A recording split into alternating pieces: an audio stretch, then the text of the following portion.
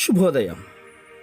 Global బెతేనియా Calvary ministry తరపున ఈ ఉదయకాల సమయంలో మరొకసారి మీ అందరితో కూడా కలుసుకుని దేవుని యొక్క పరిశుద్ధమైన మాటలు ధ్యానించుటకును దేవుడు నాకు ఇచ్చిన మధురమైన అవకాశమును బట్టి దేవునికి ప్రత్యేకమైన వందనాలు తెలియజేస్తున్నాను.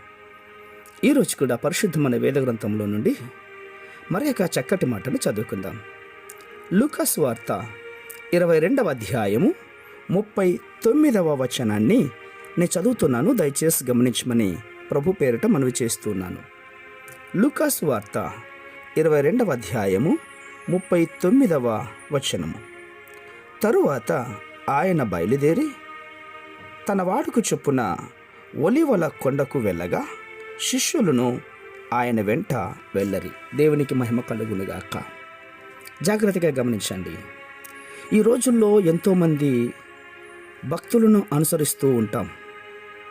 మనకంటే గొప్ప ప్రార్థనా పరులని, గొప్ప భక్తి పరులను తెలుసుకొని వారిని అనుసరించటం ఈ రోజుల్లో ఉన్నటువంటి విశ్వాసులకు సర్వసాధారణమైపోయింది.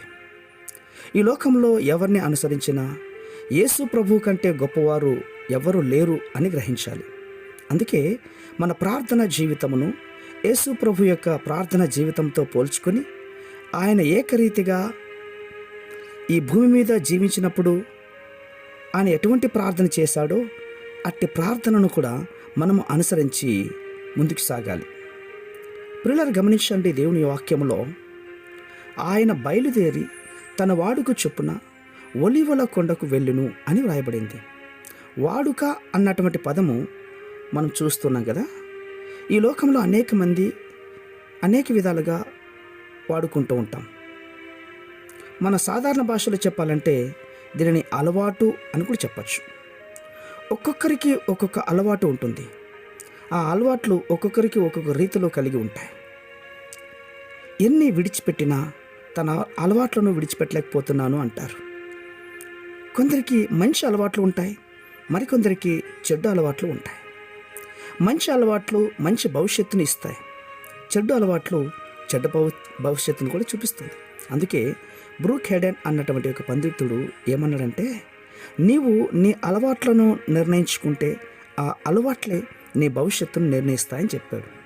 పిల్లలు గమనించండి, మీ అలవాట్లు ఏ విధంగా ఉన్నాయి? అవి మంచి అలవాట్లయితే నీకు మంచి భవిష్యత్తుని ఇస్తాయి.